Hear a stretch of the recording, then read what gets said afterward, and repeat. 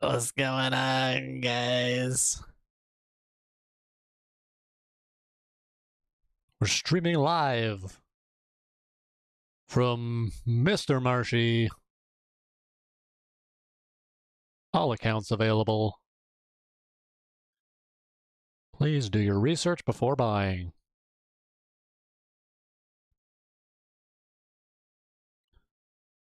Please keep your hands and feet inside the vehicle at all times.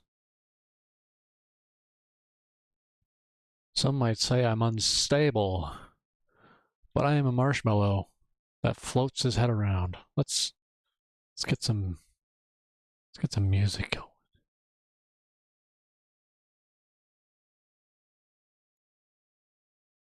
I'm pretty bored, so I'm just gonna. I've had some questions I've been looking to go over, just talk about just the founding of this country. I think sometimes we miss that. I felt Chicago Bears. How'd the Bears do? Yeah, the Bears won. The Bears beat the Saints.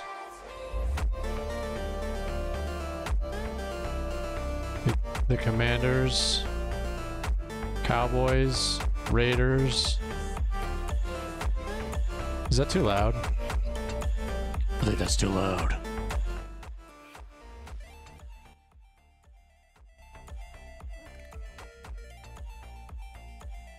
I think that's just right. Just.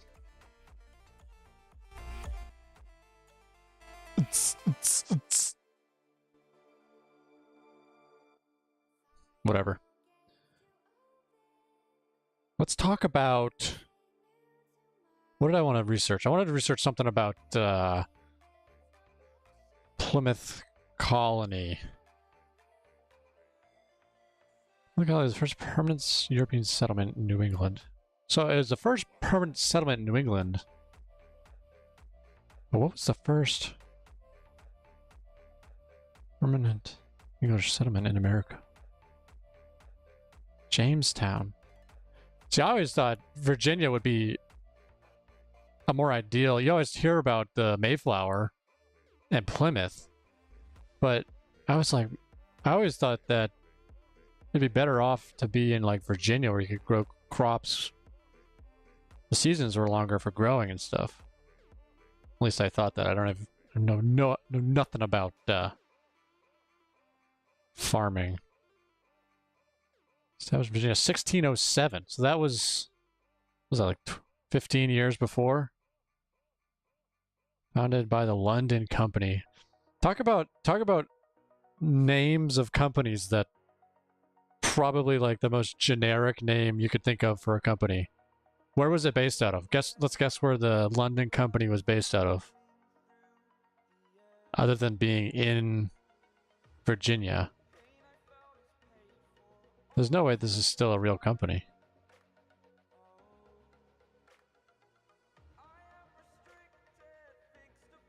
There's no way this is a real company still.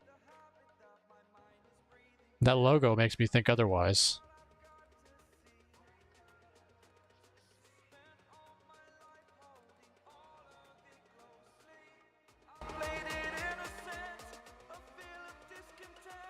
I don't know why they have to do...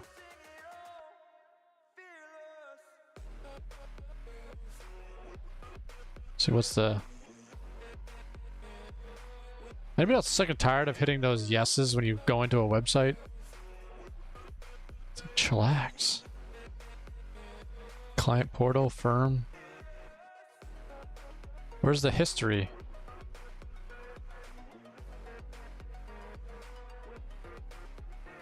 See, the London Company that was established in... It's still in Richmond, Virginia. Virginia still in business?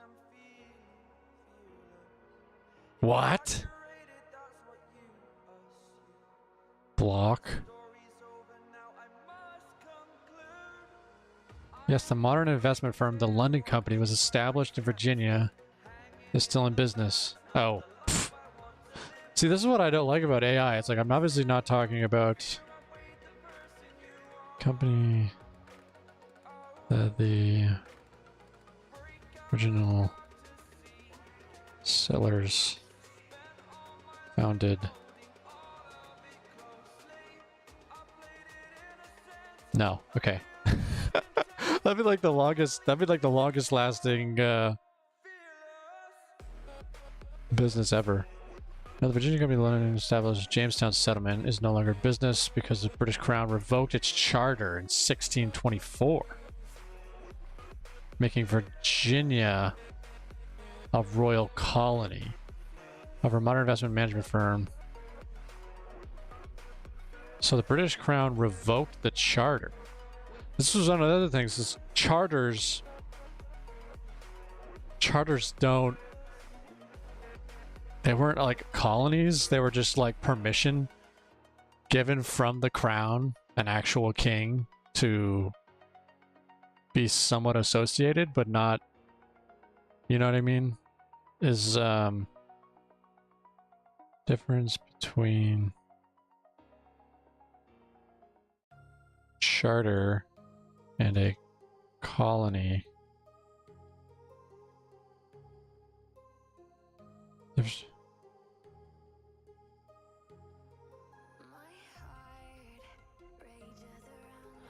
I always forgot. Was it Jamestown?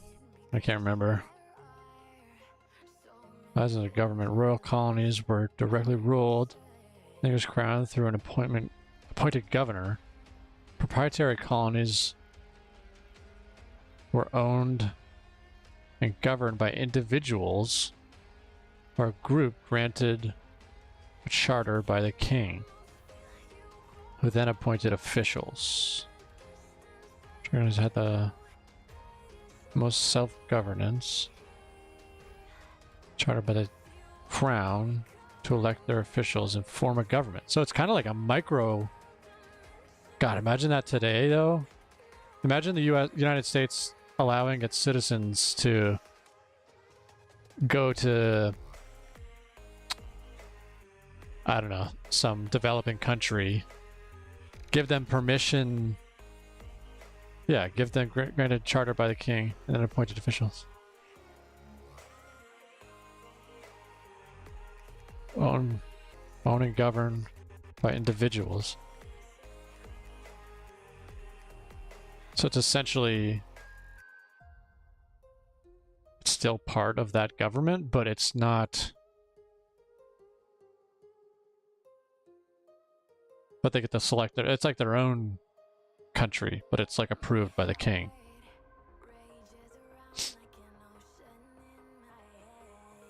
Wow.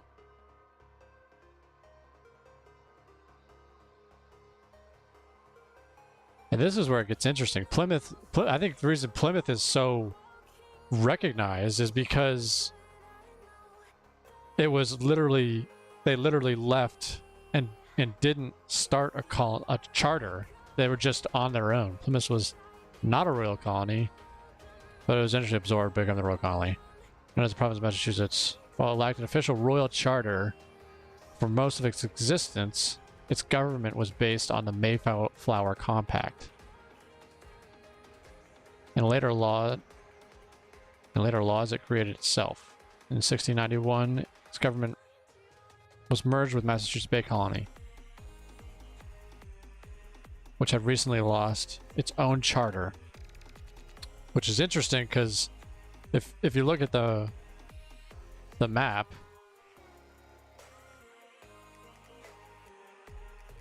which is, by the way, this is crazy. Like, look, this is actually, this is exactly pretty much what, I don't think that little notch is there, but I think this is pretty much what looks like today. Obviously, New Hampshire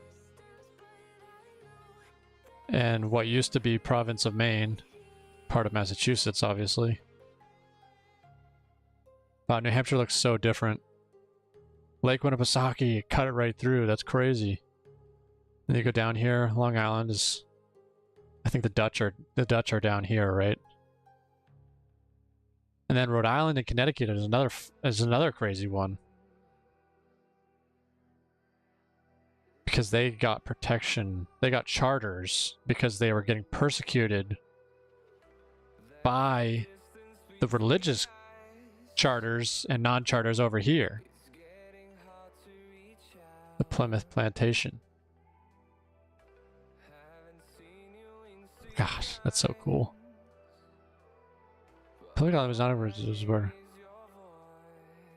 So they had the Mayflower Compact. Never received a royal charter during its existence. Its legal right to exist came from land patents. Government structure was established through... Why did the Crown let the Plymouth wagers go?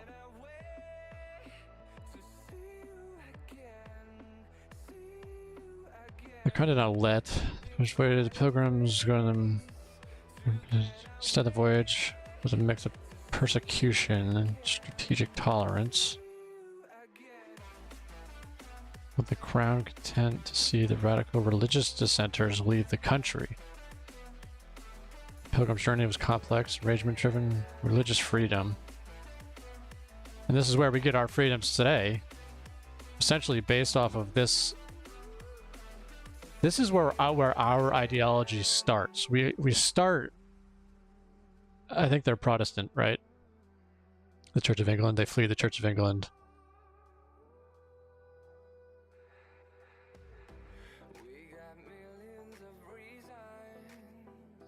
Financial backing.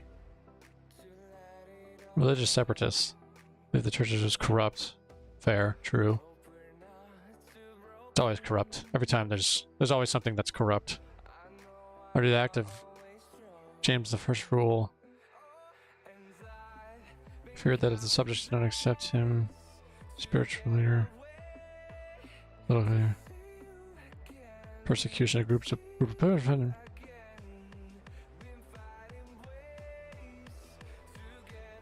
So Plymouth.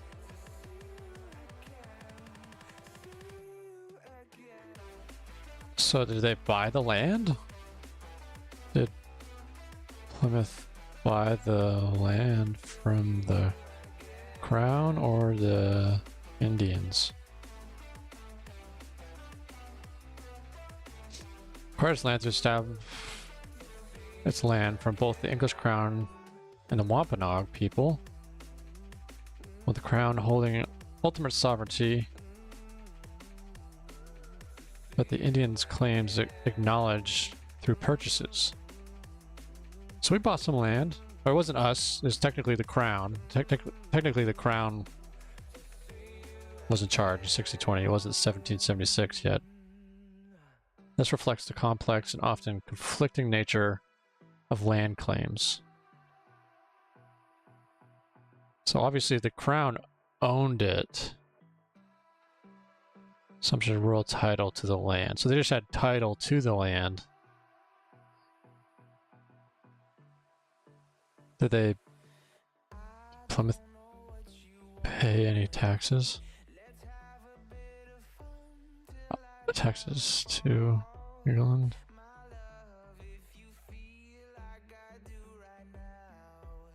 The early Pilgrims did not pay taxes to England in its initial decades, as the English government imposed very few taxes on settlers. Instead of direct taxes, the colonists had to finance their colony through other means, such as trading furs to England to pay off their debts.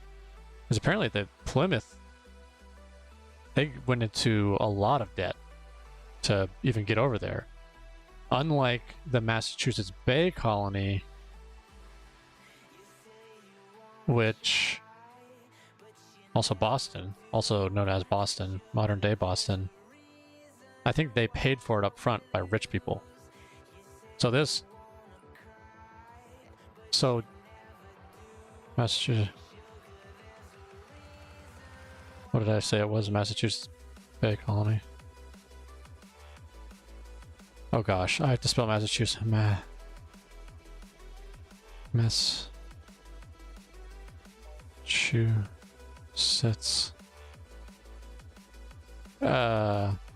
Bay colony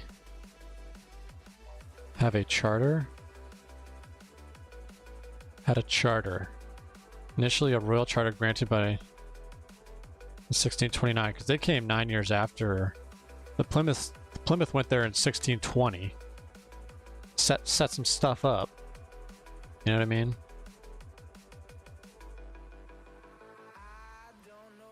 Essentially established the Massachusetts Bay Company, gave a right to colonize the region, served as initial foundation for the colony's government.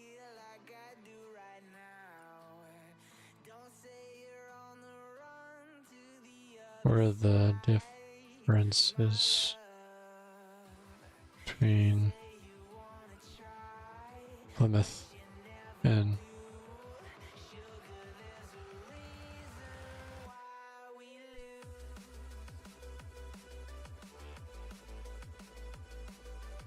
main difference between Plymouth was that Plymouth had a more democratic and communal leadership style centered on the Mayflower Compact. I think we got to read what the Mayflower Compact was. And community decision making, while the Massachusetts Bay Colony had a more authoritarian theocratic leadership under figures like John Winthrop, prioritizing religious law and placing power in the hands of a select few. So, if you think about it, this is where the wheels start turning of the separation from church and state. That's where old Thomas Jefferson and other people in that time around the Declaration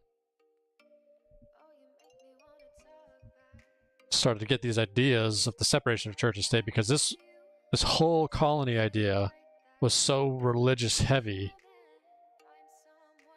and they saw how control and religion getting mixed together could become a problem. And that is how you get...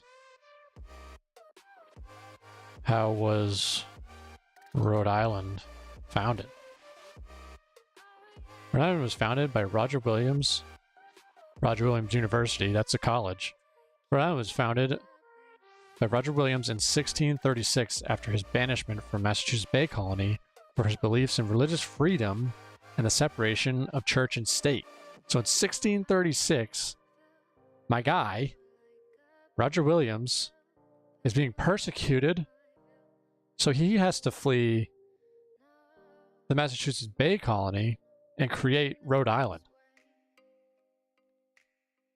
He establishes a place of liberty of conscience and a haven for religious dissidents. And I believe they got a charter from the crown and protected them. Yeah. The foundation was later strengthened, 1663, royal charter granted by King Charles II.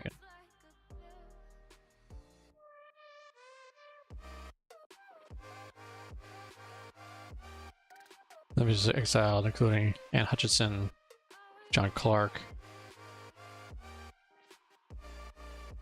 by Williams to purchase land from the Narragansetts.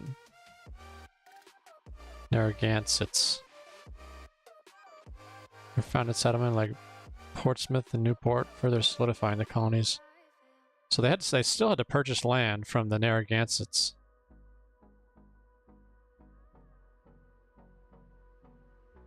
There's people and establish Providence. It's crazy how these towns like Boston and Providence were once so small. Like, they were probably a few hundred people when they came over on the first boats. And then I think Boston turned into tens of thousands. And Plymouth was still only a few thousand, so it got absorbed pretty much into the Massachusetts Bay Colony. But this is where the idea of separation of church and state, I believe, came from, or it makes sense, because this guy was literally persecuted, Roger William,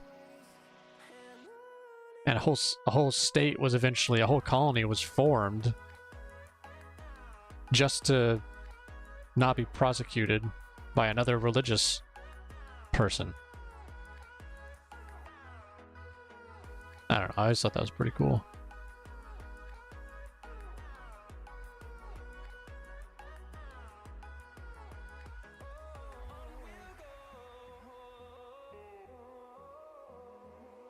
In 1691. So you think Plymouth was its own colony? That little area right there. Plymouth colony. Okay, so I guess it expanded over to here. So it did the whole Cape. What was it? So from 1620...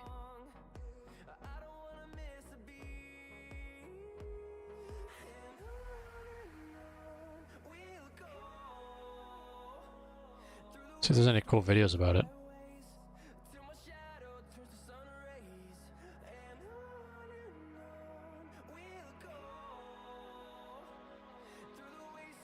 Let's see if we can shut that up for a second. The year was 1620, and a boat of people calling themselves separatists, more famously today called the Pilgrims, landed in present-day Massachusetts. It's a story we think we all know by heart. And I know that they were British technically when they came over, but you think about it, I think the spirit of what these people were coming from really set the foundation for the next 100 years, 150 years almost, so 1620 to 1770, you had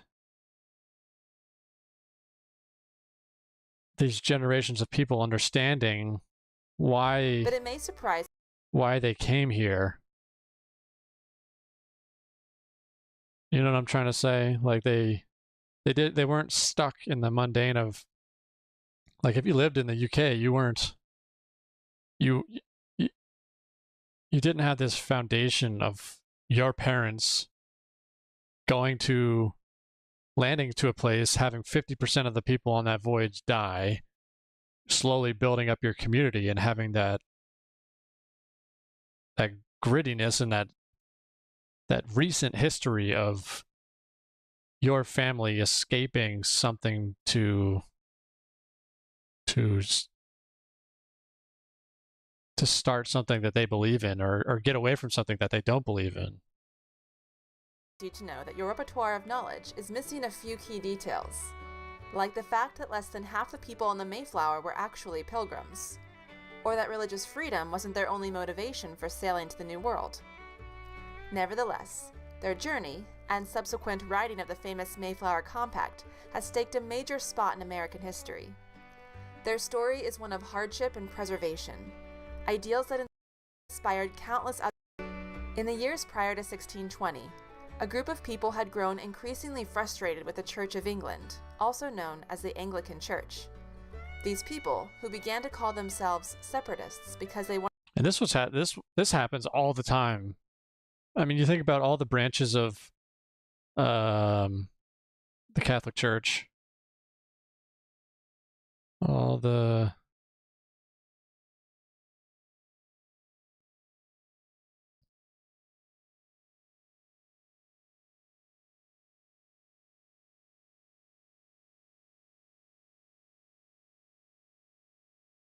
I mean, you look at something like this.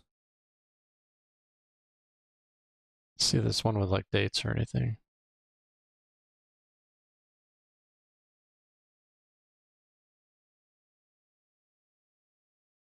Yeah, but you see all these splits, all these so 431, 451, 11th century, 16th century. And it just goes off. It happens all the time where someone in a church doesn't think the church head is going in the right direction.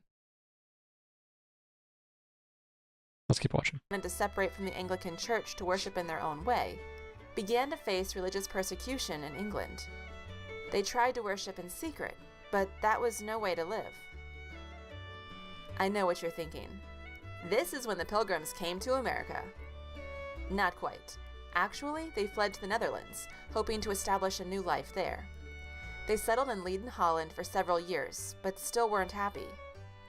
Their main goal was to establish a home where they could live their lives as Englishmen and worship their religion in their own way. They weren't interested in assimilating to Dutch life. Their children were starting to speak Dutch and abandon their English way of life. The separatists wanted to have a home of their own. Across the Atlantic Ocean, the New World was just what the Pilgrims were looking for. Arranging the trip wasn't easy, but on September 6, 1620, a boat called the Mayflower set sail from Plymouth, England with 102 passengers who were looking to start a new life. Only about 40 of them were Pilgrims. 66 days later, they spotted land in present-day Cape Cod, Massachusetts. And while that is where they eventually set up Plymouth Colony, it isn't where they intended to sail. Originally, they had signed a contract with the famous Virginia Company to settle north of Jamestown and possibly near the Hudson River. What? Treacherous storms and seas made the journey south too difficult, so they turned back and went ashore near Cape Cod. No way. I don't believe that. I'd never heard that before. That would have changed. Well, the Massachusetts Bay Colony might have still started, but they relied on each other. They were so close to each other, they relied on each other. Was the landing supposed to go Virginia instead? Yes, Mayflower was really intended to land northern part of Virginia. And by the way, I've probably learned all this already. It's just been a hot minute since you think about the Pilgrims, okay? Was intended to land in northern part of Virginia near the Hudson River. The stormy weather, navigation.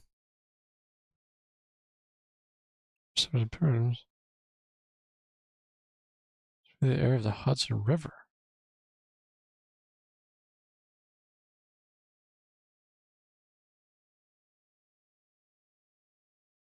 First sighted land, Cape Cod. The passengers anchored.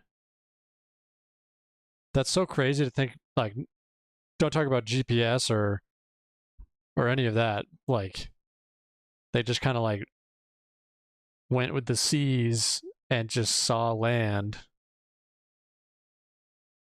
Just setting in, the colonists decided to establish settlement in the area. Okay, so they could have gone back there, but they just decided to establish a settlement. They had landed in, which named Plymouth, after the departure port point in England. Nice. Plan A, a settlement near the Hudson River under the control of the Virginia Company, had failed, and Plan B, a settlement in Massachusetts, was about to face its first test. Passengers on the Mayflower began to argue amongst themselves about how their new settlement would be governed. They had expected to follow the rules of the Virginia Company, but that ship had sailed, and the passengers had questions. Wow, I didn't know that. What were the laws? Who was in charge? How would decisions be made? Well, I was under the assumption that they went there planning on creating their own. Thanks to the journal of William Bradford, a Pilgrim leader on board the Mayflower who would later become a governor of Plymouth Colony, we know that 41 adult male colonists signed a famous document known as the Mayflower Compact on November 11, 1620. Back when men had They vowed honor. to, solemnly and mutually, in the presence of God and one another, covenant and combine ourselves together into a civil body politic. Essentially, they promised to remain loyal to King James of England, uphold their Christian faith, and work together to create a self-governing society. This means that the adult men agreed to elect their own leaders to govern the colony. It didn't mean they were declaring their independence from England. That wouldn't happen for another 156 years. After signing the Mayflower Compact, they promptly elected John Carver to be governor of their new colony. The entirety of the Mayflower Compact was short, only about 200 words long, but it had a profound impact on history. It established self-government for the English in Plymouth Colony, and was a stepping stone to the democratic government that would later be formed in America. The decision over governments had been settled, but that soon became the least of their problems. Yeah, they're all gonna die. The Pilgrims had arrived in New England in November, and winter would not be kind.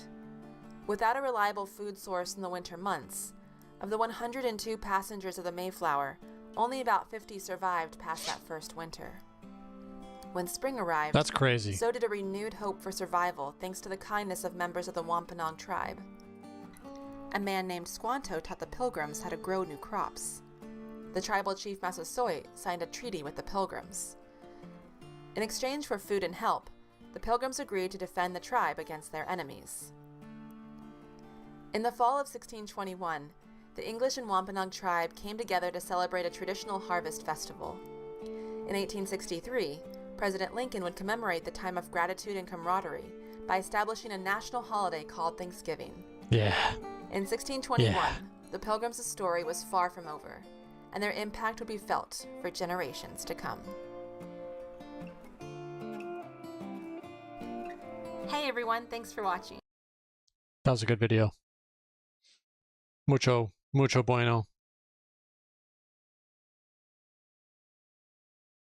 So that makes me question my original thought that they were just planning.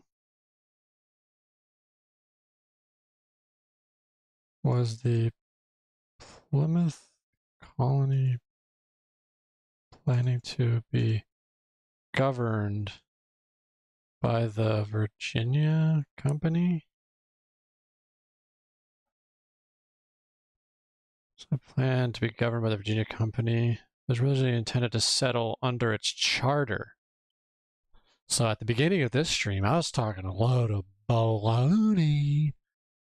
Because I said they didn't get a charter, but they only didn't get a charter because their original plan was never to get their own. They were going to work under the charter of the Virginia Company. The Virginia established a colony in the Virginia Territory, but they landed too far north and outside the company's jurisdiction. Due to this, they had no legal government to follow, so the men aboard the Mayflower created. So the Plymouth colony never got a land patent for the land in Plymouth because they planned on going to Virginia. Yes. We're headed for Virginia, but the storms pushed them. Since they landed outside the Virginia Company's jurisdiction, their land patent was invalid for the area they landed. This led to a dispute among the passengers, some of whom argued they were free to do as they pleased, but it ultimately led to leaders to draft them. Establish a form of self-governance according to the national.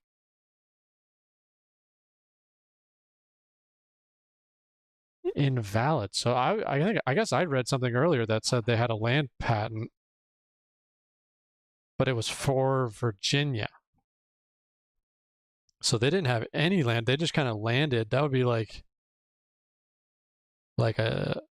somebody taking a boat today and going to, I don't know, another country, like Chile, and then just landing and being like, okay, we're just going to live here now. We'll work with the locals and we'll create our own document. Let's read the Mayflower Compact. Mayflower Compact. Let's read it.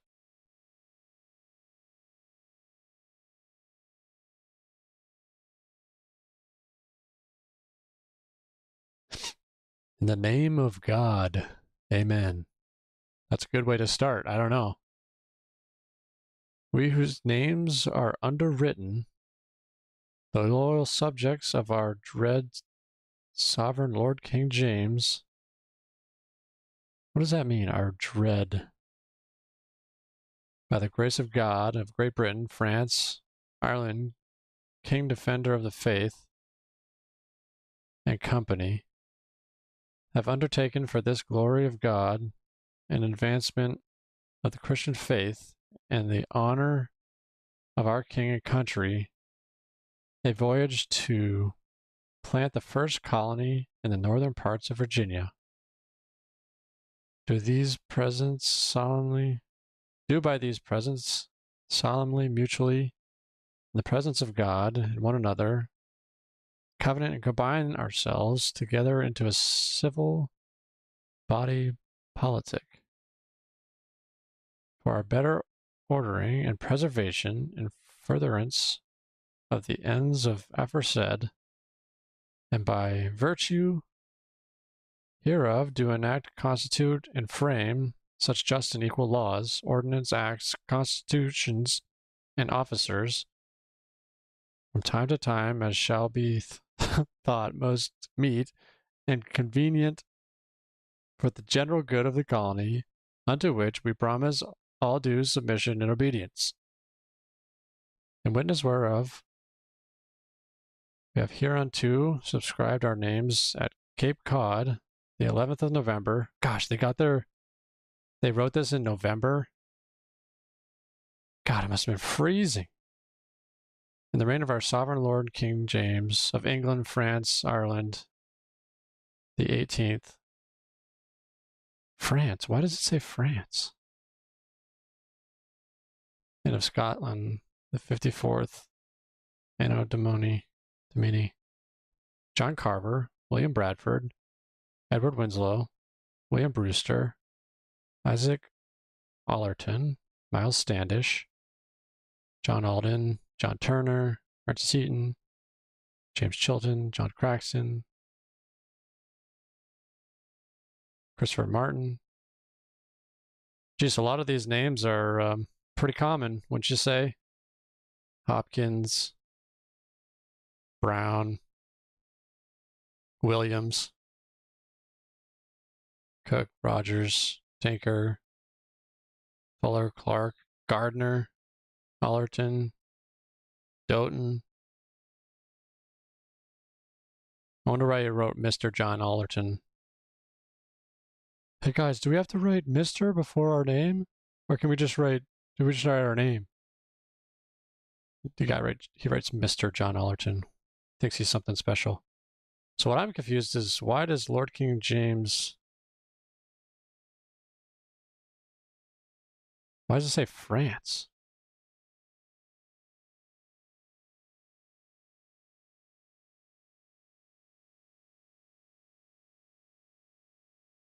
Why do they thank King James if they were getting away from his rule? Senators of Mayflower Comeback thanked King James because they were still loyal English subjects who were not rebelling against. Okay, so I guess they were just trying to say, like, hey, thank you for not killing us for dissenting. So they were like trying to be a little kiss ass. As soon as this Mayflower Compact got back to King James,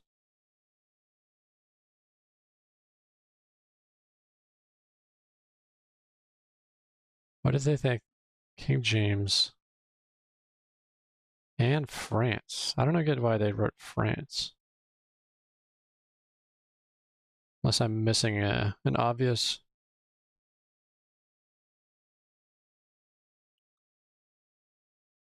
part of James' title, as he was the King of Britain, France, and Ireland. Huh. I think I knew that. James the King. Map of where King James ruled in.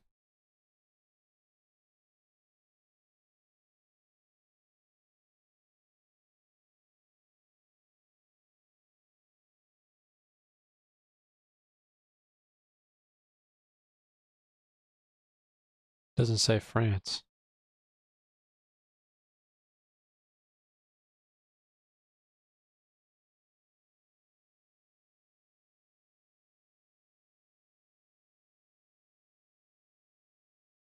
Yeah, because France had its own colonies.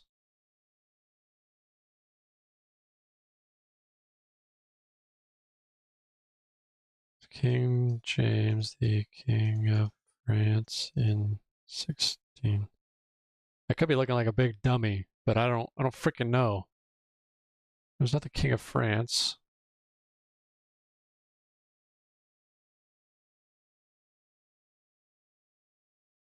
King of France as a historical claim, even though they did not rule France. So my guy was like, so that'd be like me putting CEO on my resume, being like, it's because I have historical.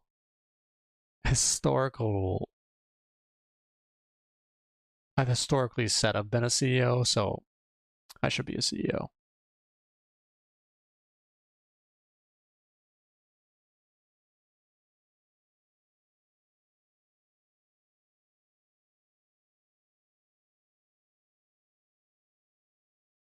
Oh, interesting. Did King James see the Mayflower?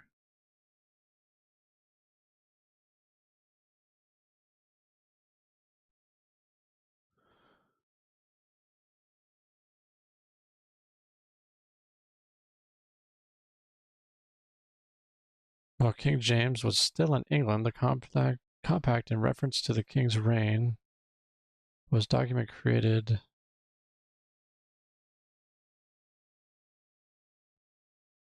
King James of the May compact. Because, I mean, how is they going to send that on a ship back to him? It's ever officially notified of the Mayflower. See, like, you could do things back then and not be totally found out.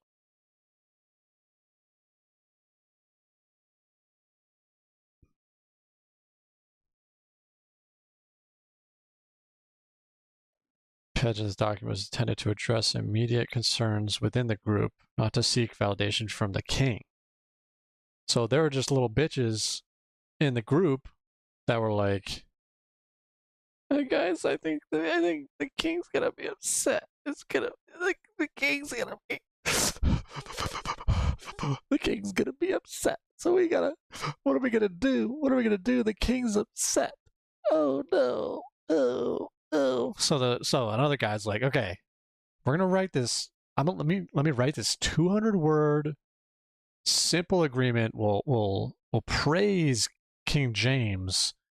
It'll be called the Mayflower Compact.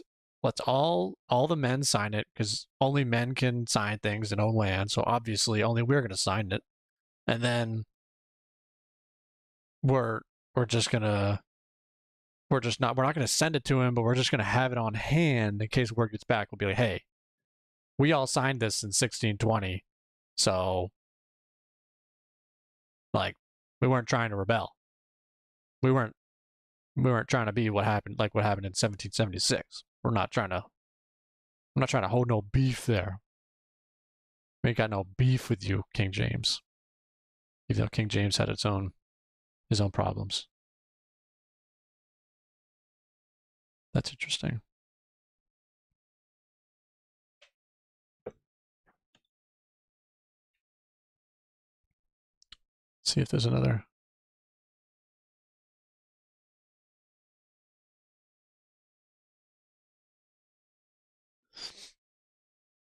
Map of Massachusetts. Massachusetts has got to be one of the hardest states to spell. There's just Bay Colony and Plymouth Colony.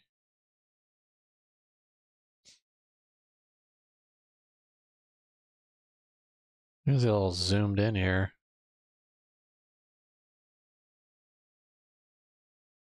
Plymouth.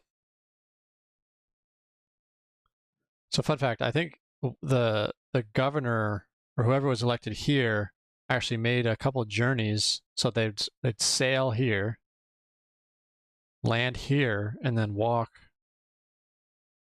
to here to visit the Plymouth colony.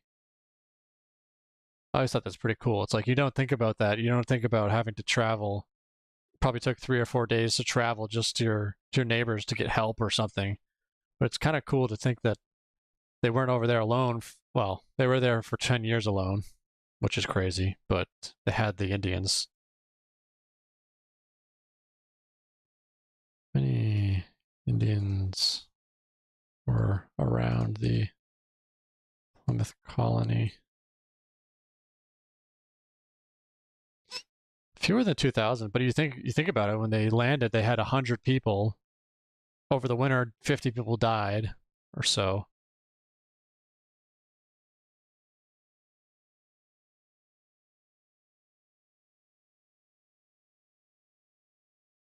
Ugh, that's not good. Due to a series of epidemics between 1614 and so they came in 1620 to Plymouth, and then to like pretty much totally, like, was that 80% of their society died?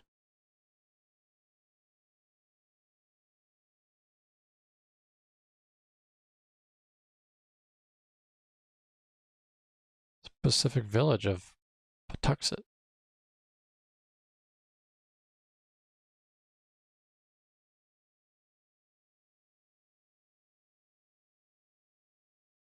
Patuxets were a band of the Wampanoag.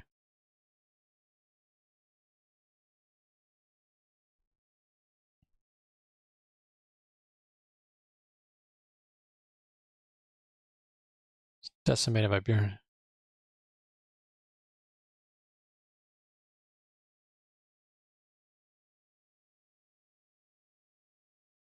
Oh wow! So they came in, brought the smallpox, and then unbeknownst to the Plymouth colony, they were like, "Okay, we're unfortunately going to have to land here," and it seems empty, but in reality, 80% of the Indians died.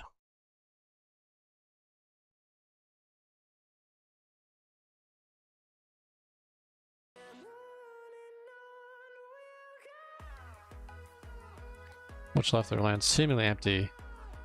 The remaining Patuxet survived and did not have to leave the area, including the famous that played a crucial role in helping the Pilgrims survive. So at least when the Pilgrims got there, they were like, they knew they could live. They knew they weren't just gonna totally die. They knew people could live there. They just had to figure out how how to do it. Even though they thought they were going to the Virginia Company's land, which people had already been living there since 1607.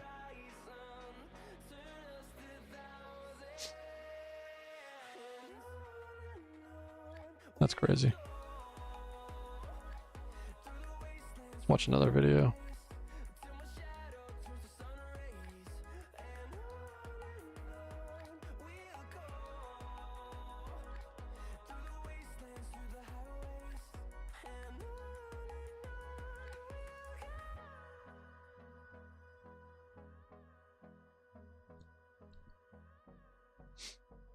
I wanted to watch this video.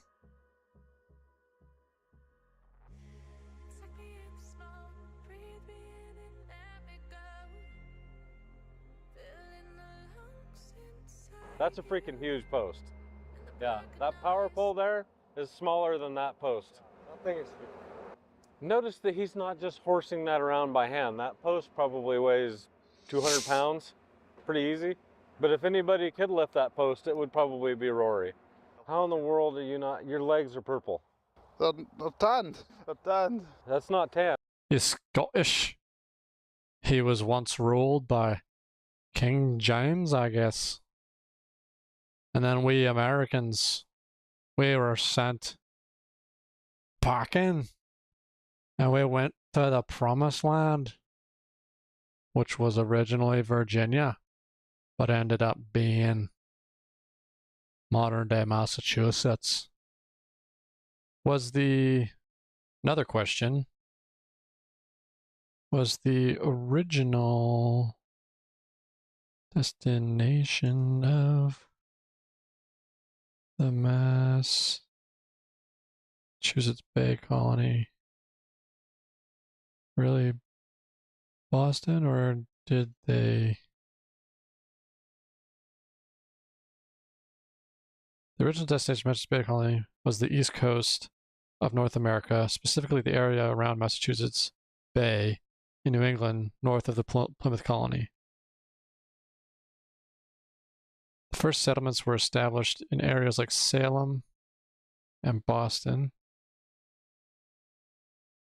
Salem's a big one.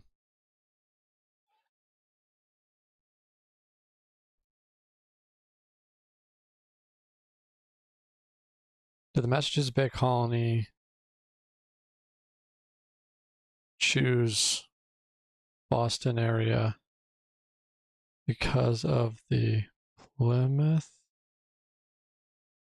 Colony? The colony did not choose the Boston area because of the Plymouth Colony. Their selection was driven by the need for better freshwater supply, a good natural harbor, and fertile land, while Plymouth Colony was located south. They landed in Salem, before moving their settlement in search of better location with more reliable fresh water. Eventually settled in Shawmut Peninsula.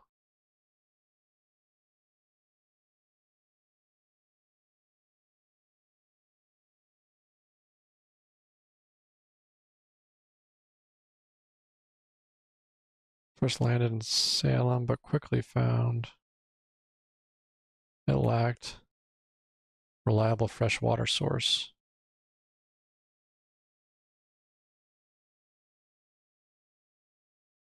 Why, if Massachusetts Bay Colony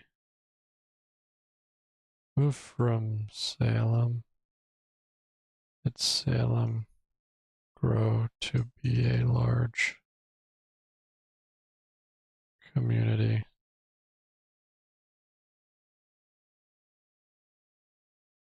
These are the questions you have to ask. Learn about history.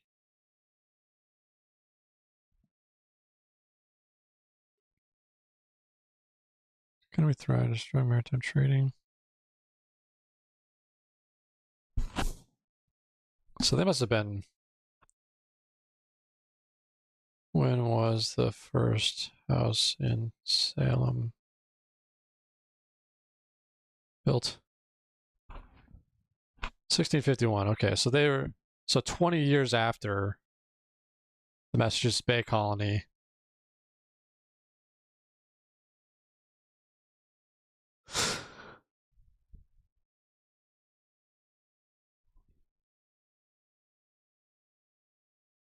Okay, so there was already a community.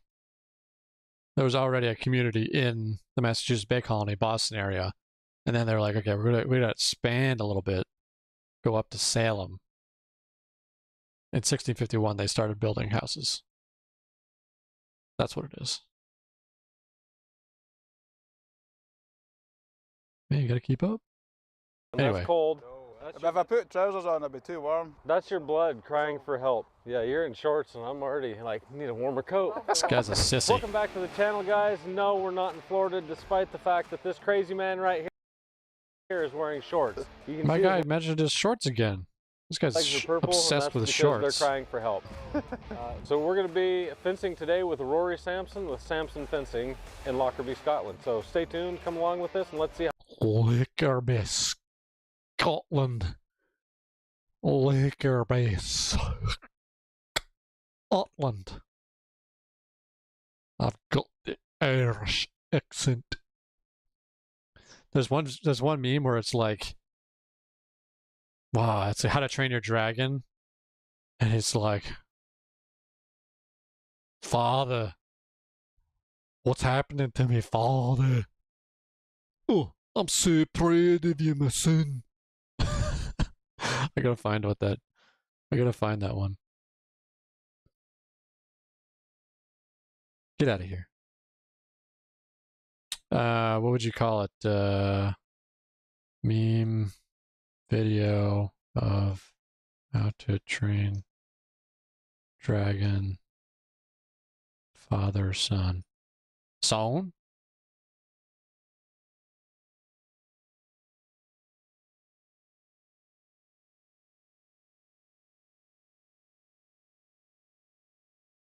Come on.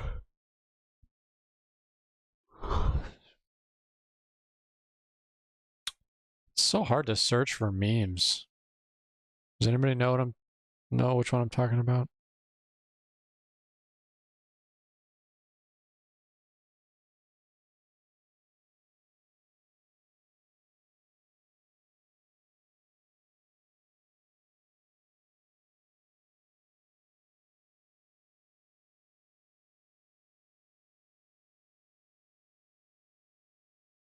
How to Train a Dragon, father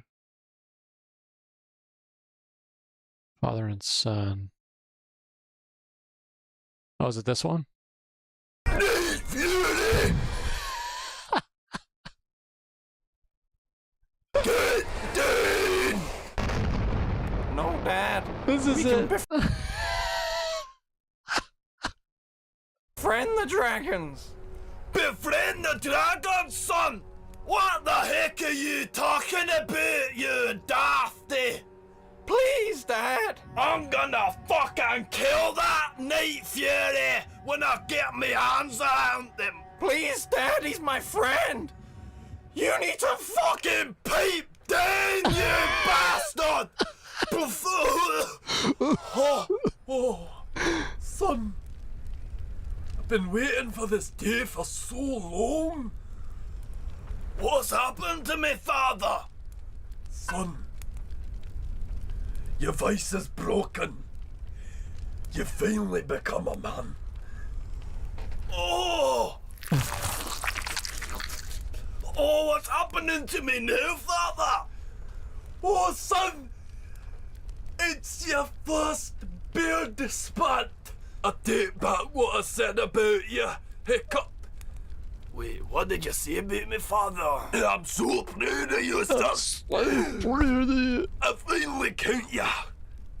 As one of the tribe. Oh, come here, father. Let me embrace you as a man. I'm proud of you, son. So what do you think about dragons now, my boy? Oh, I'm gonna fucking kill the lot of them. Let's fucking have it. Where's that toothless? I'm gonna rip him limb from limb. That's the spirit, my son. We raid the Helheim's Gate. Soon the bagpipes. Then please, Dad, he's my friend. You need to fucking pipe down, you bastard. Son. I've been... Oh, I love that one so much. Oh, you built Get the pipe down, son. that thing slaps. She's a slappy boy.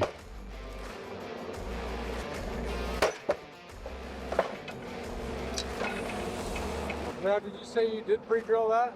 Yeah, pre-drilled. Yep. So pre-drilled about 5 foot down, but it's already been cut up because they were a full-length pole. You know, so there's no treatment on top here.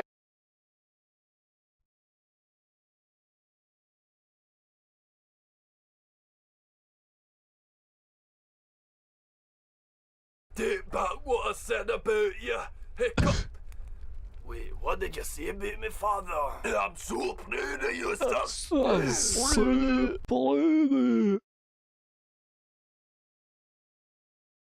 Anyway, so we'll just give her a wee cut there. And... Okay.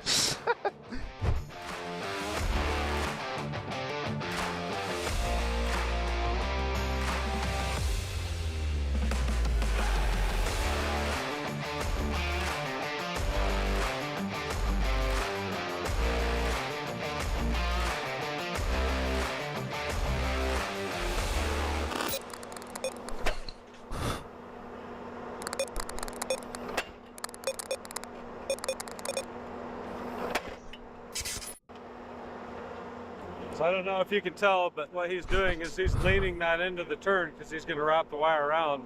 That just kind of preloads it a little bit, so the wire is pulling back on it. So it's already kind of cocked. It's cocked a little bit into the lean, so that as he stretches that wire, It's cocked. Straight cocked. works to his advantage.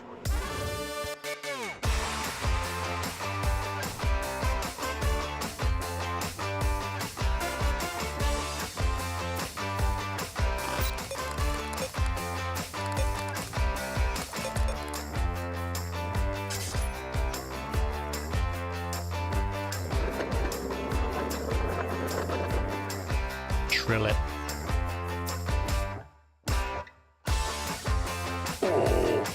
Thank you, Father. Still trying to get more stuff out of it. So like, I keep doing it 2 or 3 times and it sticks to the drill. That's why I keep it going. He's got a lot more work to do than Peter down in Essex. This is a lot more of a process. You can't just knock him in.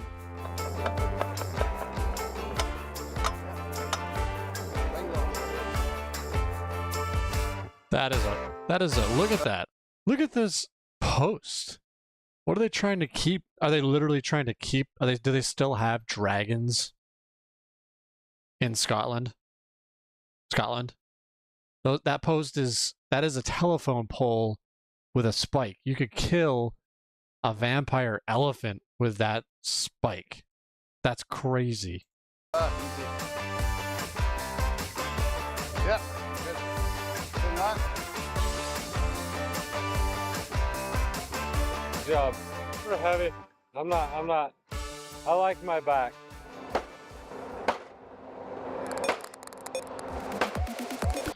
Sounds like his weak father.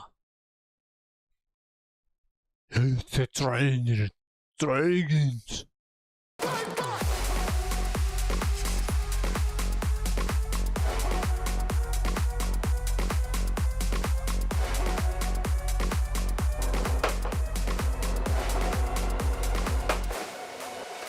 That weight's 500 kilos, or half a ton. Wow. And you can feel it like everywhere. It's gonna be almost 6 feet That's a in the long ground day. when it's over. Just think, he already got the hole done. We were already almost there. This is pointless. We're Just wasting put it our in time. 3 feet and tamp it good. Overkill. This is overkill. That You don't need post. this. Waste of money. Obviously, they're joking, but that post ain't going nowhere. What a waste of time and money. Let's go home. I've seen enough. Oh, I'm gonna drive the post. So he tells me I got that much more to go. He's gonna trust me with those other 6 inches. I can't screw it up.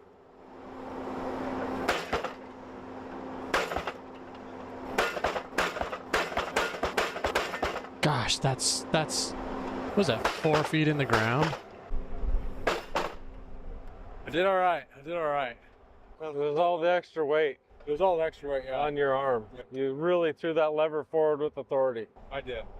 I would love to tell you what he's going to do in some sort of just amazing Scottish accent, but I'm not going to try. What I'm going to tell you, I'm going to do it in an English accent, like American English. He's going to put a tie back in. He mean prefers the American? tie backs over the breast blocks because he feels like that just holds better. Now, breast block would be right up against the post.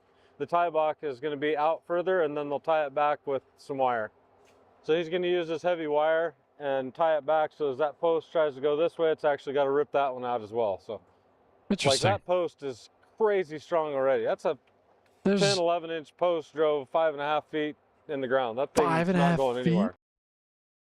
They drove that thing 5.5 feet in the ground. That's unheard of. Not really, but that's how deep you put a telephone pole. Like the ones that go 40, 50 feet in the sky. That's crazy. But So what he's doing is he took another block and he took Gonna- that block and put it on top of the post. So that Just gonna way hammer it he can home. beat that post deeper in the ground to get that wire to get tight. To keep that post from pulling back the other way. Call it a day. I mean, yeah, that's like, Yeah, my driver for the how long did it take them to do that?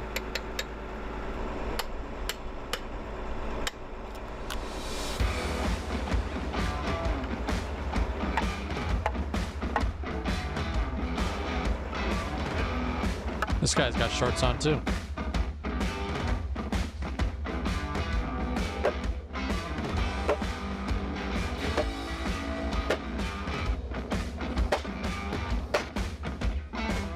I've got quite a big spike in the cap here. Like, I'm not afraid to move this thing everywhere. I know a lot of guys scared to move it in case the bend stuff, especially the whole mast bending, pedal arm and stuff. Whereas I can move boulders. But I've got quite a big spike. This is still original cap, 7 years old. Wow. It's pretty rocky out there, I think, too.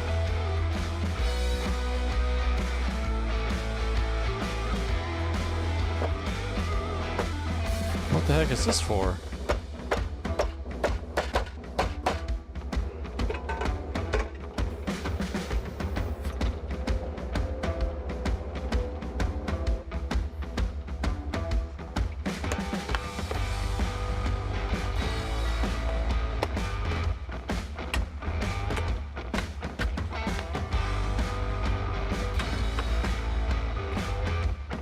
Yeah, they've got some rocks out there. I put the other one over here as well.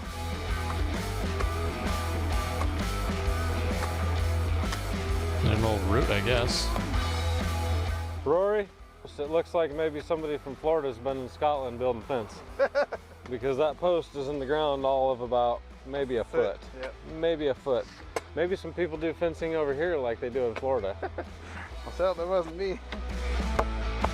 What if it was him? He's like, oh, that's when I first started. Oh, that's when I was first starting out. So, I didn't know what I was doing. I charged $1,000 a pull.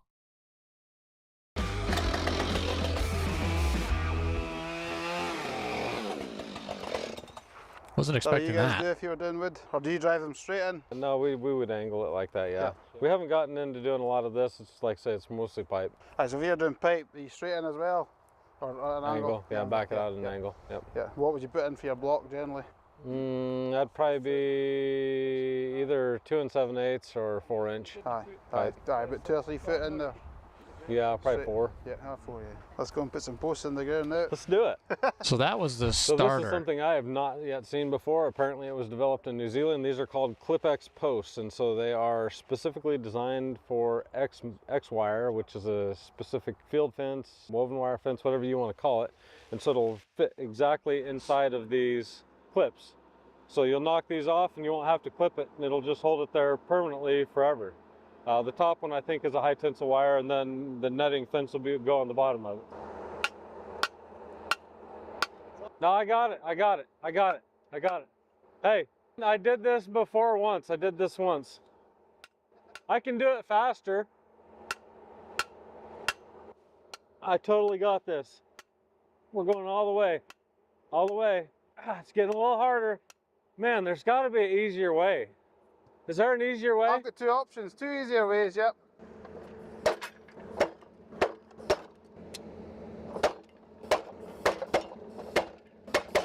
That is some freaking hard, that's hard ground.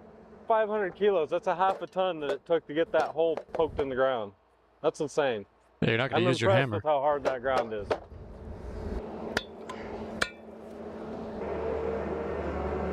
And then that thing just opens up. And then, no, I can't get it out. You don't even have to do anything. It's that easy. How does it stay tension, though? I'm cold. I'm not gonna lie. Like, my hands are cold. I'm a little cold up here. My legs are fine. I could probably This pull guy, off man, the shorts. let me and tell the you. rest of me is cold. Back in This my is day, I Scottish- wouldn't Scottish complain brew. like that. I asked them what it tasted like, and they said it tastes like nothing. And of course, my response was, I'll be the judge of that.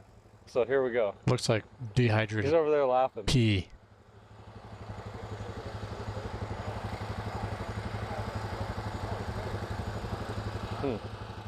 Well, he's kind of right. It kind of tastes like nothing else. It's a little bit fruity.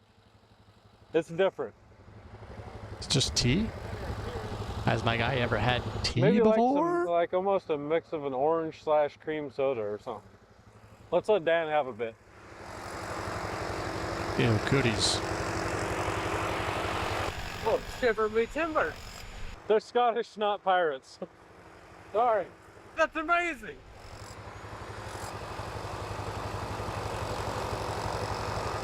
What does it taste like? I don't know. It's like a mix of orange / cream soda or something almost. Yeah. I'm thinking I like some am 7-Up, some Pedialyte, I've never drank Pedialyte. It looks like What are you Pedialyte. doing drinking Pedialyte? For you, I recommend Ensure. Ensure is what we should be drinking for you. Like it. We're trying to figure out what it tastes like. Let's put some fencing in the ground, boys.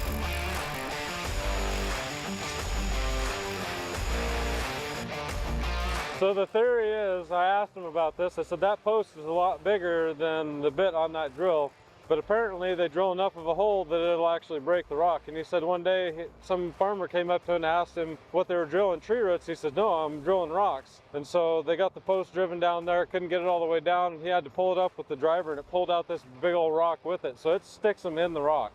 So what they're doing behind me is they're going back and putting in the intermediate posts. So we talked about those bigger posts. They've already done the bigger posts. They did that with the big driver.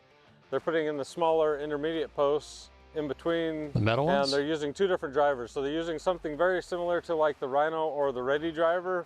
And then Rory is using an air-powered driver, a pneumatic driver. But apparently after they've drilled that small little hole, that's enough to get the rocks broke out of the way, and those things will drive right into those rocks and they won't have any issues. So pretty incredible. And if you're thinking about some of our no-dig fence systems, maybe look at this driver or one like it, because it's pretty easy to pack. As you can see him doing it by themselves now.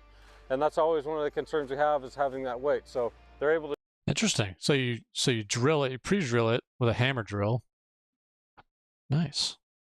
Drive all these posts, and that is, I would call it an extremely aggressive driver compared to the gas-powered drivers. They go to town.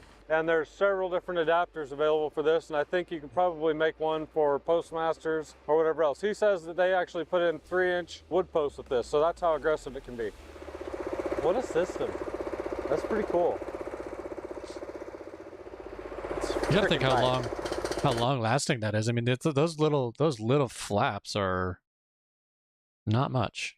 This is a dead man or an anchor post that he's driven to help hold this post down, because we've got a dip, and he drove this from clear up here all the way to that grade without pre-drilling or doing anything special. So that's how powerful that driver is.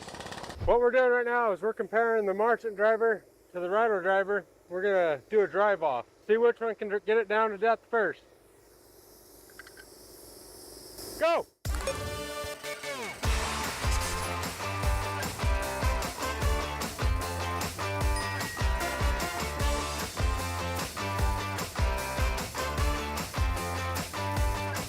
Hit a rock. Not a fair test. I feel like I won. I was on top of a rock. It was a big rock.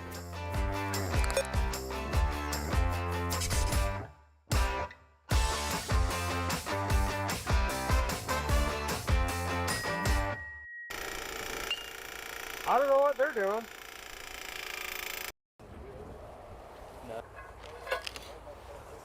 How did they attach it to the big one?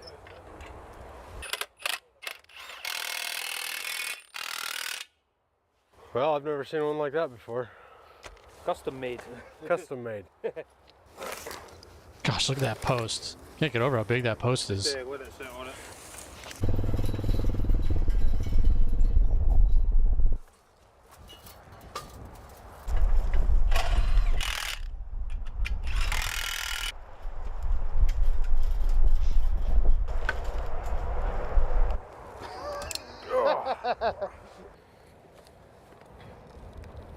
Oh my gosh.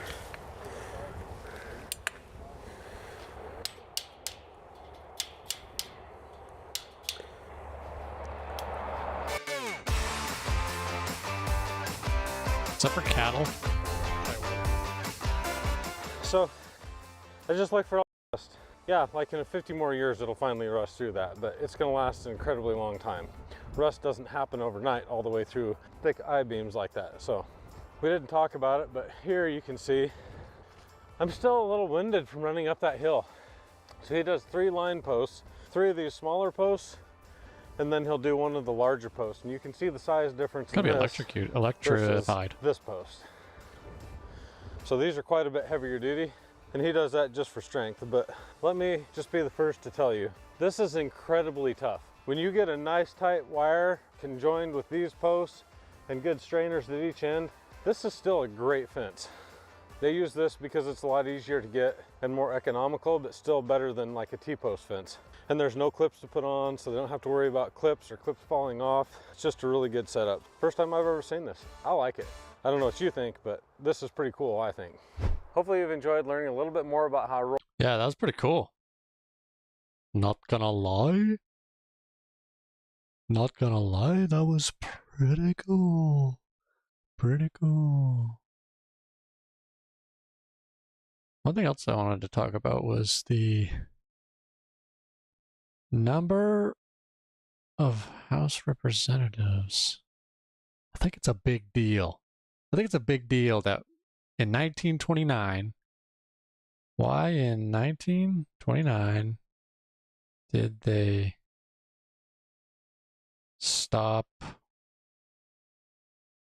allowing more Congress members? Let's read about this. This has been interesting. 1929 capped the number of House of Representatives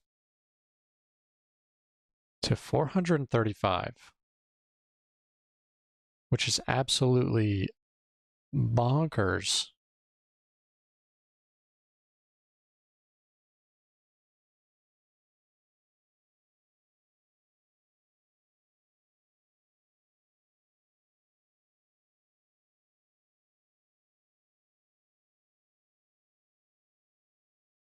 You think about how many they had, population of 1929, population of in 1930. No, USA, obviously. 120, and we had 435 members. So what is that? What is that? 120 million divided by 435. So it's like around 270,000 people per Congress representative. And what is it today? 330? 758,000. You want to talk about out of touch? We have each representative in Congress represents 758,000 people. It should be nowhere near this many. It's so... You want to talk about creating an oligarchy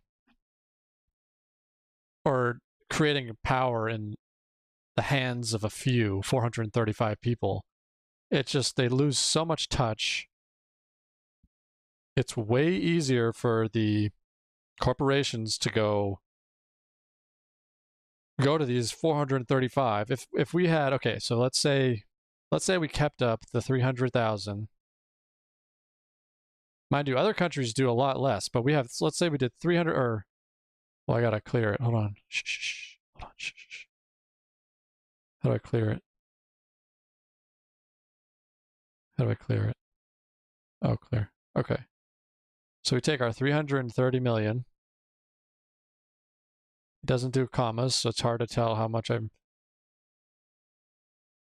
330 million divided by 300,000. So 300,000 constituents per Congress member. That would equal 1,100 members of Congress. So you're telling me, divided by 435,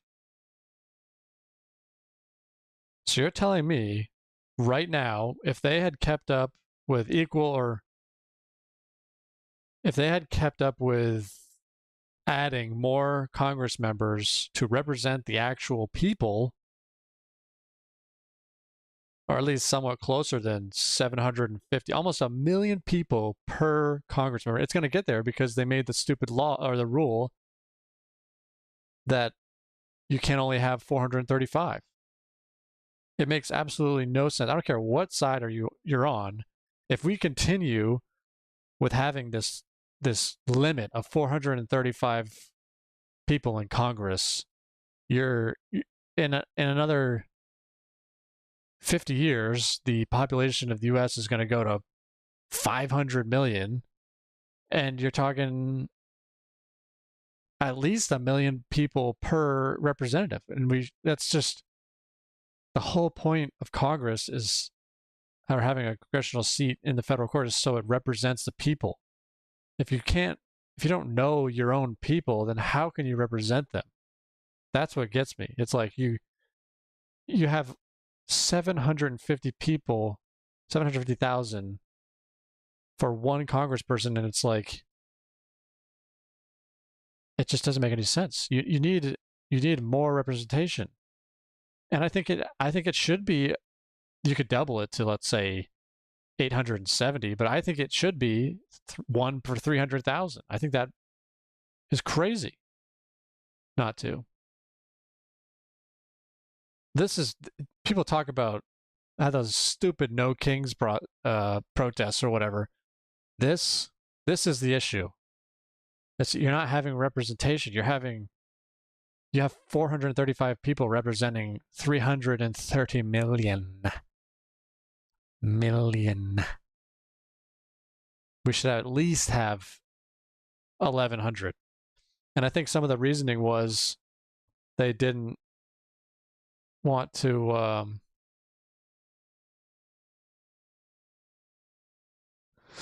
I think some of the reasoning was because they didn't want to have the Capitol building already was at capacity. But it's like, we have so much, just build a bigger Capitol building. That's such an easy solution. In my humble opinion, we need 1,100 members of Congress at least. You have other countries that have way more than that, double. I think Japan. How many rep does Japan have in? I don't think they're called Congress, but I'm just going to Google that because I'm sure it can correlate it to whatever it's. No, that's not what I meant. Okay. In Parliament. I think it's a Parliament.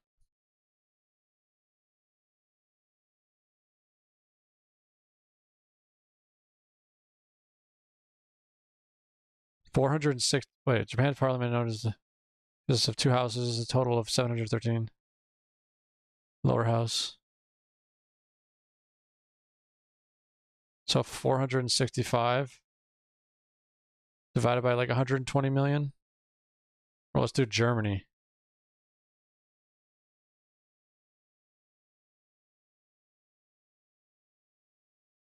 Per citizen.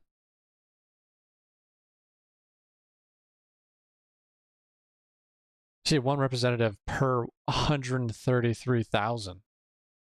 It's like, you want to talk about no representation. Ours is 1 in 750,000. That's just crazy bonkers. I'm telling you, we got to get rid of that stinking 435 member restriction. All they have to do is vote on it. It's not like it's in the Constitution. The Constitution only says you have to have, I think you have to have no more than 1 in 30,000 or something. So you can go up to like, I think it's said you can go up, like you should go up in ratio. So like 1 in 100 and then 100 in 250 and then 1 in 300. But there's a little bit of a limit when it's 1 in 750,000 people. That's just build a new chamber that has 1,100 seats, and then you're more likely to get your local guys that are actually in tune with the community, and they're not funded by. There's not enough funding or to go around for all these. There'll be 1,100 people in Congress. You wouldn't be able to. These corporations would have such a harder time controlling these people. It's ridiculous. There's my rant. Let's see what's going on here.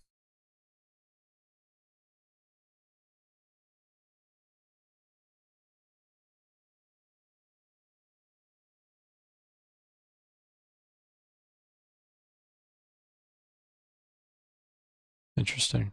I don't care about India.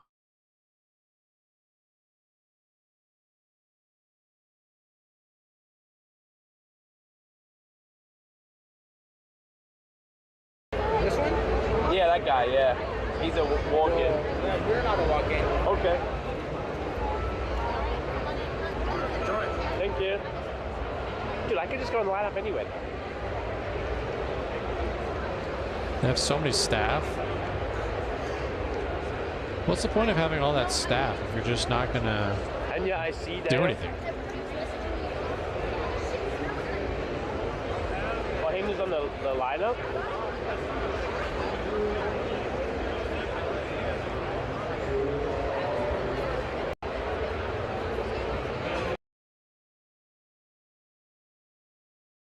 So I had to cancel my meet and greet because of the stuff, but in order to, I can't cancel my meet and greet and not cancel her show because of the fact that the reason I cancel my meet and greet is I don't want to be in the same place for 2 hours because of people being weird. Okay. And then I'm under contract with them, so I can't cancel one and not cancel the other. Interesting. Oh.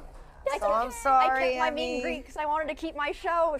Surely it'll be fine. I'm sorry, Emmy. I'm sure everyone will be nice. L's in the chat. L's in the chat.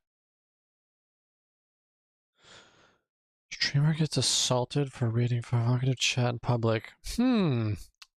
I wonder if that just is common sense.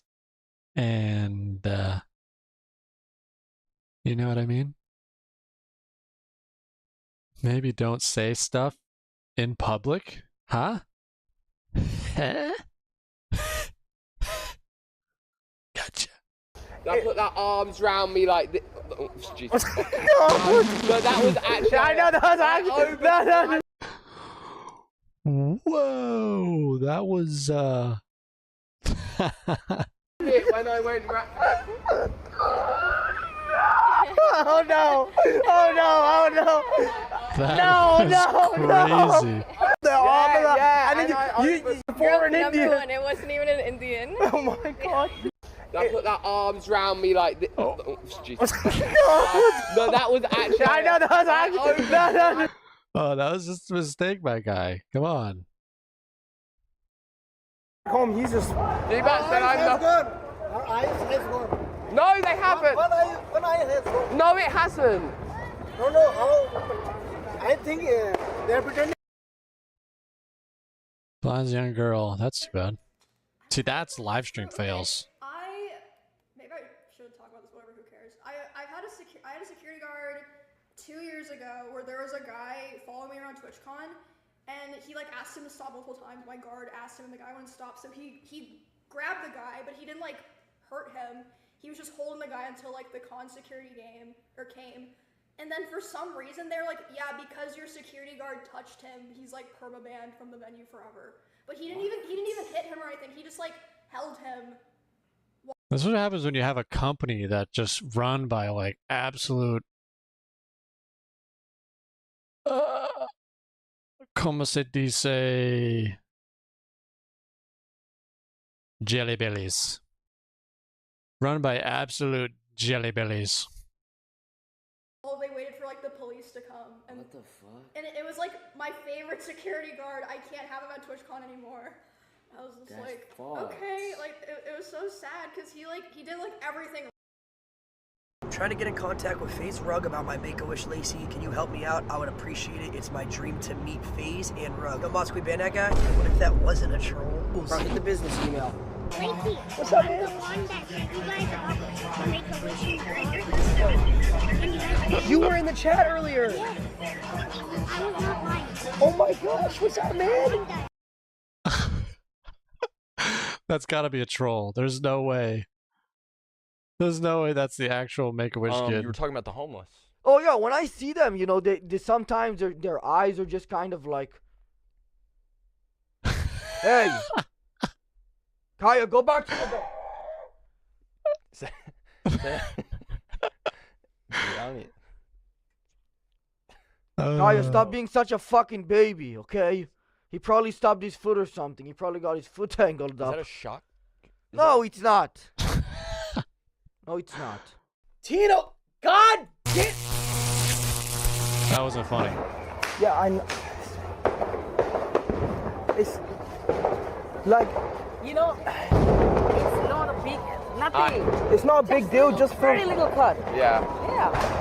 Why you get like? No, I just feel bad. You are a pussy or no? Yeah, I just feel, you know, I feel. Yo, listen to the Indian guy. He's from there. He knows, obviously. It's a different world over there.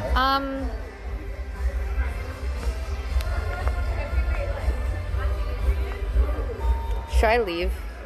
Should I leave? It's such a weird thing to say. Should I leave? What does that even mean? Definitely a weird thing to have at a party, but... Oh my God. I'm a Hasanabi head, but why is this so hard for you to apologize? It's crazy to me that Hassan would blame me. Hello, Dan. Yeah, this section's huge. And there's a sniper up there. That's the sniper up there. Ah! Fucking son of a bitch! Fuck! These stupid traps get me in every fucking game, dude. I hate those traps. They always get me, dude. The fucking bear ones. Bitch, scared me. That shit's still. Ah! See, even he laughed on that one. You know what they said initially? They. Oh my God! Please. Faggots. I'm kidding, but like my brother's gay.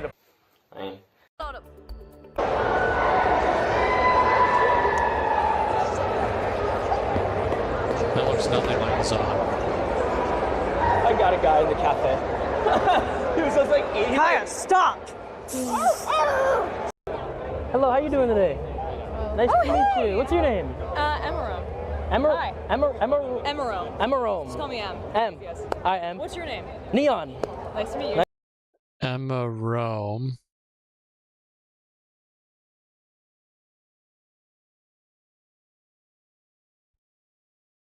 Objectifies female Twitch streamer. Gets shocked when called out for objectifying.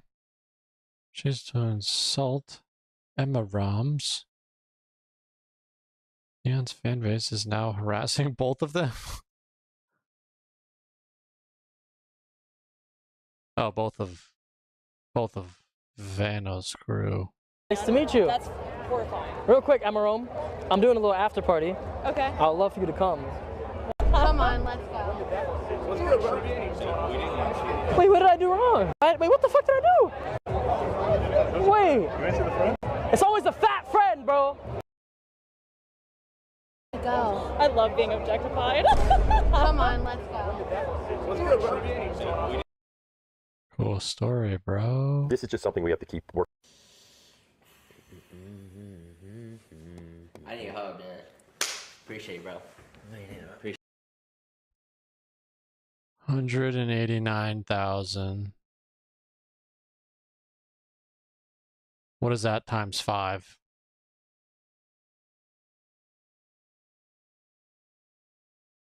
What is that? Almost $1 million? And he gave his cameraman, hey, it's better than nothing. What can I say? It's better than nothing. What's the news? What do we got for news going on?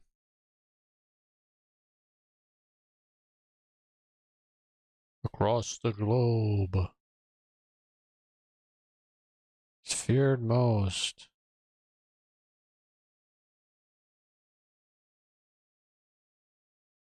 Oh, dang. See that picture? Oh my gosh. After the robbery and assault of Ethan Levine, they walked in the direction of where Oh my gosh. another crime occurred within minutes. You have heard of this crime. Edward Correstein, a 19-year-old Doge person who was working in the administration, was walking a young woman to her car when he was approached in the 1400 block of Swan Street Northwest. Approximately 10 suspects approached him, and as they did, he pushed the young woman into the car. And he was protecting her from the group before he was then attacked by multiple suspects, who then punched him repeatedly, causing significant injuries to him. They got him on the ground, and as they were doing so, they demanded the car from the woman who was inside the car and had already locked the car. They were banging on the car. Good thing she locked the car door, trying to get the car open, and were telling the woman in the car to hand over the keys. And the woman was, as I said, able to lock the car door, so they were unable to gain entry. And it was fortuitous that someone from the Metropolitan Police Department was on patrol. He happened to pull onto the block, and he witnessed the suspects actually assaulting Corricine, who was on the ground lying next to the car. The juveniles fled, but within a short period of time, 2 15-year-olds were arrested, and they were taken into the family court by the Attorney General's office. That is that's the local crazy. Attorney General's office. 15-year-olds? Now, I think what's significant about this case is the history of Lawrence Cotton Powell. I want you to follow me on this. Lawrence Cotton Powell is on probation for another person, and on July 25th, Jeez, that's crazy. This is the latest example of the continuous partnerships between our agencies. Jeez, look at this guy. I don't want to mess with this guy. The guy's serious business.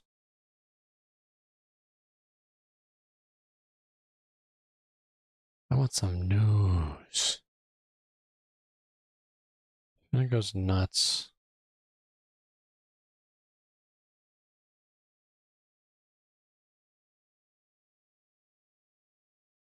Tens of people march on the No King's Day parades. Tens of people.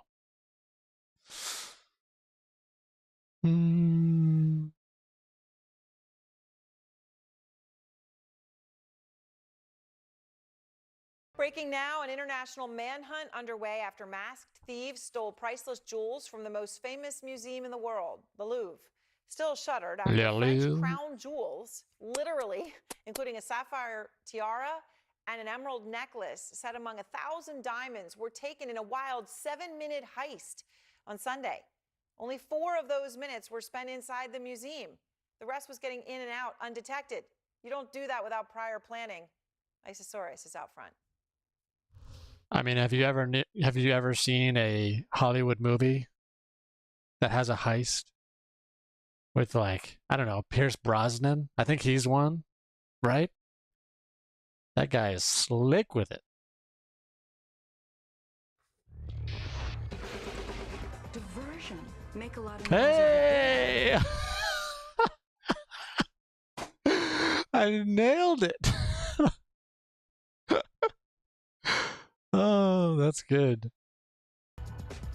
So over here in this room, you can take 100 million off the wall and waltz right out the front door. No diversion was needed for 4 masked robbers who broke into the Louvre Museum in Paris on Sunday morning, stealing priceless French crown jewels in broad daylight, just minutes after the world's largest museum opened its doors. The Louvre remained closed on Monday as France grappled with one question: how could the world's most visited museum be robbed with such brazen audacity? It was a plot that... Hey, the safer you feel, the more likely you're like a you know, Hollywood movie. you're never going to get robbed again. Around 9:30 a.m. on Sunday, Fool me 4 once. thieves posing as Shame workers on wearing you. yellow vests used a moving Fool me elevator ladder twice. to reach the second-floor balcony You of ain't, the museum. you ain't going to get fooled again. The perpetrators then forced open a window using an angle grinder and entered the Apollo Gallery, sawing open the display location for the treasures of the French crown jewels. As alarm bells rang, they grabbed 9 of the Louvre's most valuable treasures, the priceless 19th century French crown jewels. Among them, a dazzling crown adorned with 24 sapphires, Wow. 1,083 diamonds. Also stolen, a diamond and sapphire necklace and a pair of earrings, seen here in this painting of Queen Marie Amélie in 1836. And a glittering bow. Down with the oligarchy. Down with the kings. No kings. With more than 2,000 diamonds. Clever to use a cherry picker and a glass cutter to steal priceless, well, sentimentally priceless jewels from the Louvre. The fact that it was done in daylight is also astounding. It took only 7 minutes for the robbers to re-emerge with 9 pieces of jewelry. Wow, look how thin that Apparently, glass is. Holy crap. to re-emerge. I mean, that's like, that's only like double pane glass. That's like nothing. I wonder why they did do it when they opened. It seems like you could do this when they're not open, right? With 9 pieces of jewelry, apparently from the same window. What's sure is we failed because someone was able to put up an elevator truck in the open, in the streets of Paris, have people walk up for a few minutes and take priceless jewels and give France a deplorable image. Thankfully, one of the most precious items, a crown Napoleon gave his wife, Empress Eugenie, was dropped by the thieves as they sped away on high-powered scooters along the banks of the Seine.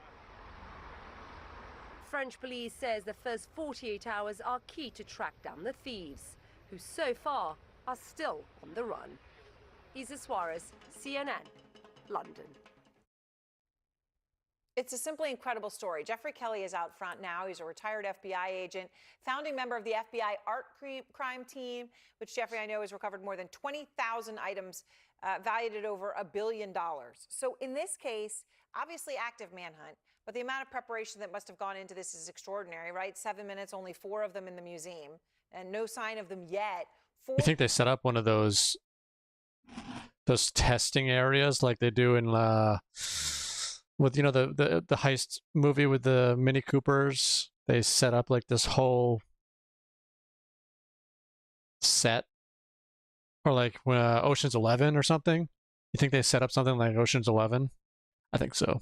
That seems cool. 3 hours past all these items being stolen. How much is time of the essence right now? What does 40 hours make you worried? No, 40 hours doesn't worry me. It's certainly not going to be solved overnight. When you look at art theft... So he's just straight up dissing the French government because they said the 48 hours are the most important. So just totally undercut them. No big deal. Recoveries are going to be made very shortly after the theft, or it's going to be generational. The French police right now are doing everything that they would do for an investigation. They're looking at surveillance video. They're processing the truck that was recovered. I believe that the subjects had planned to burn it, and it wasn't burned, so there's going to be potential DNA evidence that can be recovered. And they're going to be reviewing surveillance video and conducting, not just throughout France, but throughout Europe, intelligence sources to see if anybody has any information of value. So it's going to take time. They're going to be in this for the long haul, I'm sure. A Paris prosecutor told reporters today that it's possible that an art collector actually commissioned the heist. Do you think something like that's possible? That's such a Hollywood movie. Who do you think is behind this? Well, I'm assuming that's speculation. If the French prosecutor has specific information that this was a contract robbery, then she probably shouldn't be talking about it to the international media. I think it's probably more speculation on her part. This guy is just roasting the French police right now. Just subtle roasts. We've seen this so many times throughout my career. We call it the Dr. No theory. It's very Hollywood-like, the idea of some reclusive billionaire who has his underground lair filled with illicit treasures. We've never seen that ever happen. We've never had any reclusive billionaire die and his family comes upon the underground lair filled with priceless artwork. It was most likely organized crime. It was you know, they were good at what they did, and sometimes when you're that brazen, you're able to catch everybody off guard, and that's exactly what happened. Sometimes truth is stranger than fiction. It is amazing, though, Isabella Stark Gardner Museum, you know, you think about the things that go missing and then are just never found, right? Because no one tries to sell them or what? I mean, just these right. mysteries. I mean, what are the odds that this becomes that? Raggy. Well, it's two different things, right? We've seen throughout history, including, of course, the Gardner Museum, paintings are stolen, you steal iconic artwork, and then what are you going to do with it? It's too hot for anybody to buy it. And so you've seen thieves now are shifting the focus to jewels, because obviously jewels can be broken down, the gems can be recut, and the settings can be melted down. I would hope, and I'm optimistic here, that of course the clock is ticking, but hopefully we have a little bit of time, because if these guys are smart and they seem to be professionals, they're going to hold on to it for a little while. They're not going to break it up immediately. Because if the French police come knocking on their door, they're going to need a get-out-of-jail-free card. And those jewels are their get-out-of-jail-free card. And so hopefully they're going to hold on to it for a while. We saw it. So you're saying there's a chance? With the Green Vault robbery in Dresden in 2019, when they were recovered in 2022, and the jewels were recovered when they were arrested. Let's bring in Anthony Amore. He's the director of security for the Isabella Stewart Gardner Museum in Boston, which you may remember. That was the victim of another infamous heist back in 1990. 13 pieces of art were stolen. That crime remains the single largest property theft in the world that has never been solved. Mr. Amore was not in charge at the time. I want everyone to know. I think the question everyone is asking today, Mr. Amore, Good. How in the world does this happen at one of the most famous museums in the world, where you would think there would be just incredible security? Just another clip. Well, Jake, you know, there is good security there, and most museums do have good security, but no place is impenetrable. And when you see the method used by these thieves, which was sort of a brute force approach, they combined this clever approach with using this construction equipment so that they sort of blended into the scenery, and used tools to get through the window. It's a tough thing to prevent. You've suggested that the timing of the theft might suggest there was some kind of inside information. Tell us more. What do you mean by that?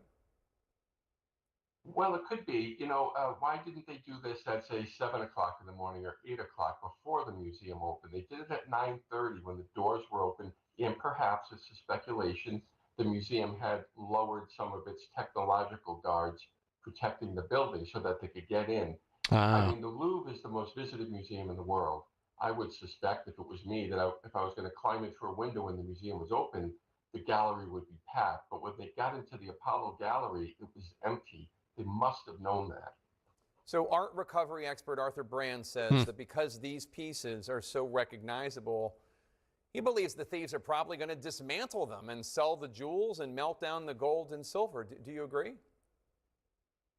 That's probably the reason they did this. I mean, you can't fence these things. It's sort of like a masterpiece painting. I wonder what it's worth. Nobody's going to buy it from you. There is no. What is the... What are jewels that were worth if they broke them down? Done.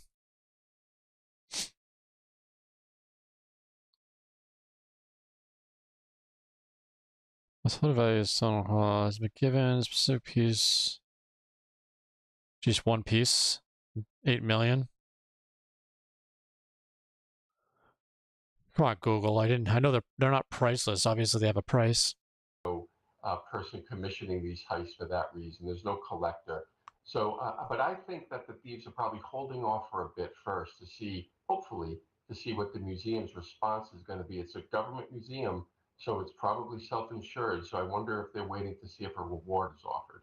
Well, there might be some collector. I mean, the paintings that were stolen from the museum at which you work, they're hanging somewhere probably, right?